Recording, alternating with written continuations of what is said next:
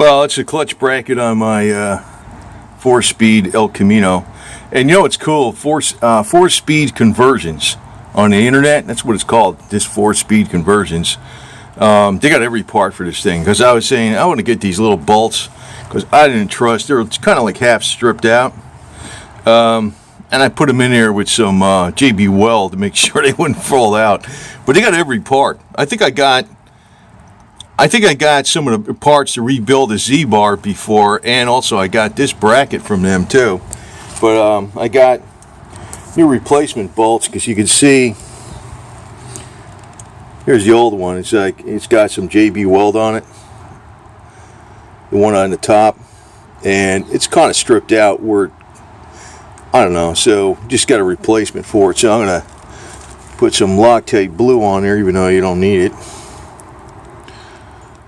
You know, it's cool that they got most parts for this car. They still got, man. That's what's good about it.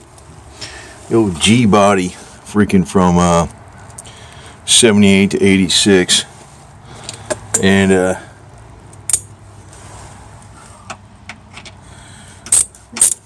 I was just wondering if I was like, I looked up and I says, hey, there they got them, man. It's stupid bolts. I was like, oh, good, I'll take them, man. The hell with it. Because, just to make sure this sucker is reliable. And just remove those other two and pop them in there.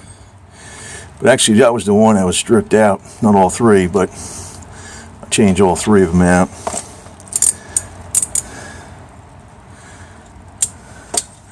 But it's cool that you can just go online and get this stuff, because back in the day, man, you'd have to go to some damn parts place and you'd be waiting for the damn thing. Oh, it's on back order. Freaking drive over there again.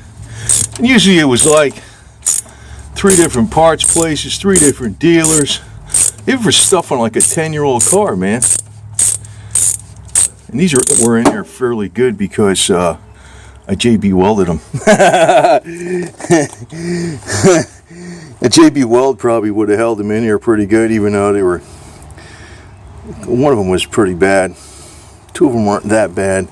But these brand new ones, actually, these brand new ones are just a hair longer, which is good. So, anyway, but I personally. I had a hard time finding this car back in 1991 because all El Caminos pretty much, they're automatics.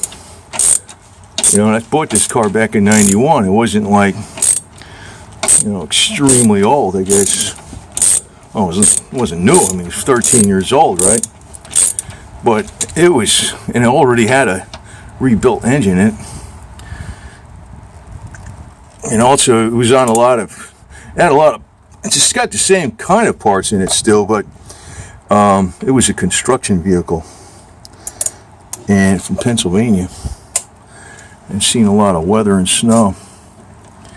And that's one of the reasons.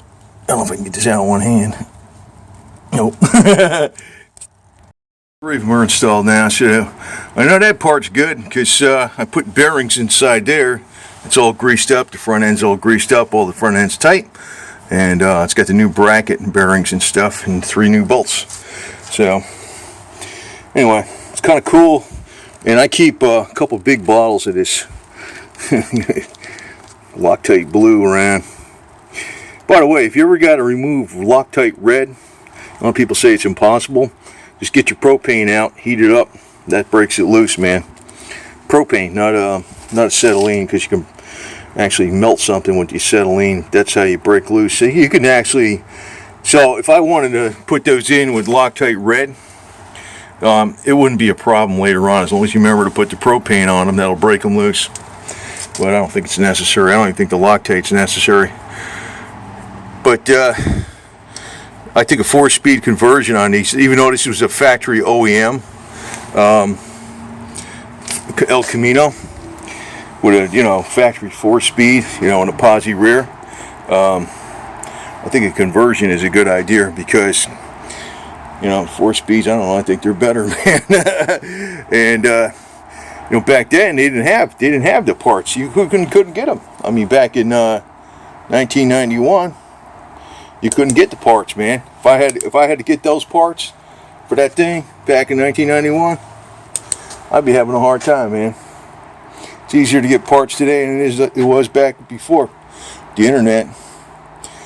And I still gotta bleed the brakes on these a little more. And got my heater hoses in. Gonna change those out. And I'm gonna do a trick that you probably never heard of for cleaning out the heater core. It's not just a flush. There's another trick. That's gonna be an upcoming video next week.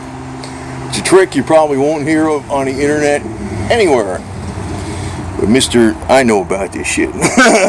Don't hurt nothing either. And if you do this and it leaks, that means it was ready to leak, because it had the only thing that was holding it together was the corrosion. But the heater core in this thing does work, but I'm going to make sure it's like, it seems to work really good. I'm going to make sure it's like brandy spanking new. Just got to put the accelerator pump in it, heater core, flush out the heater core, heater hoses, bleed the brakes again. And I think I'm going to do the timing chain water pump. I'm going to change a couple of those belts though. I'm thinking I'm going to do the timing chain water pump later on. I'm going to be working on some other cars before I go on to doing that, because I don't know, I just don't feel like doing it, man. I don't think it's anywhere near broke. It's just a precautionary move. So I'll be putting it down on the ground sometime next week and driving around and hitting my Dixie horn.